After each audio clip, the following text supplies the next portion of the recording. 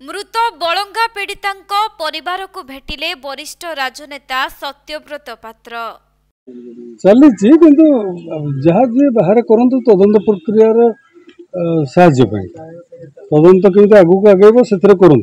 मोर आपत्ति ना कि ये परिवार को डिस्टर्ब न कर मानसिक दुश्चिंता न बढ़ा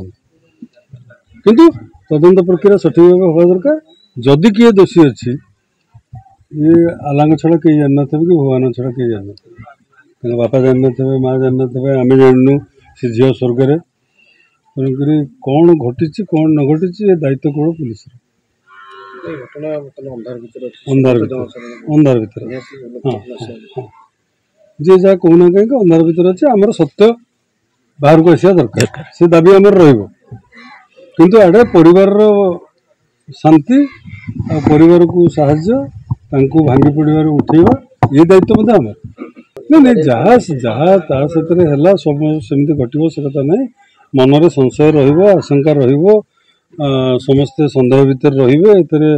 निहती मनुष्य मन जो तो रमको पुलिस भाई मैंने सहयोग कर कैंप पकई सब जगह आमको सत्य बाहर निर्दिष्ट दोषी यदि किए अच्छी दंड दि जाऊ किंतु परिवार पछरे छिड़ा दरकार। तेबे पीड़ितांक मृत्यु को 3 दिन बीतिबा परे निमापड़ा और काकटपुर निर्वाचन मंडलीर वरिष्ठ नेता सत्यव्रत पात्र तांको घरे पहुंची शोकसंतप्त परिवारवर्गों समवेदना जणाइबा सहित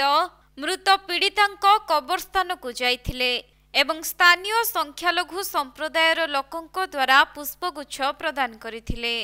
एही अवसर रे वरिष्ठ राजनेता सत्यव्रत पात्रंक सहित तांकर शताधिक कर्मी मध्य उपस्थित रहिथिले। कल 2-3 दिन है आमको जो विषय जनइले आमर रम भाई आम सहित सब अच्छा दुखरे अच्छा सुखरे अच्छा आज जो बलंगारे जो घटनाटी घटला से मर्माहत होती समस्ते भी आम मर्माहत हो आज घर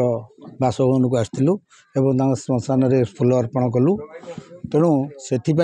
आमे से घर ये लोक मानक आम डिस्टर्ब नक केमिति से सांत्वना दबा एवं तांकर एत बड़ दुखद घटीगला तेणु से आम बड़ मर्माहत समस्ते आम ठाकुर को प्रार्थना करुचु तार आत्मा सद्गति हो एवं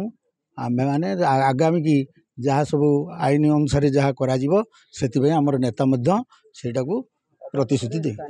ना जिनसटा एपर्यंत भी जाना पड़लानी ता भीतर विभिन्न प्रकार ये पशुची माने जना पड़ुनी तेणु से सत्यटा केमती बाहर से ऊपर लेवल एवं समस्ते यहाँ राजनीति स्तर में ये किंतु सत्यता निश्चय बाहर यहीटा हूँ बड़ कथा आउ किसी दरकार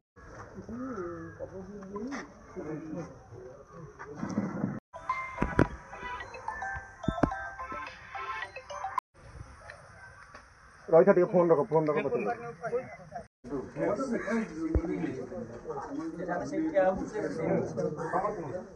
पुरीरू प्रकाश कांडी रिपोर्ट कोणार्क लाइव।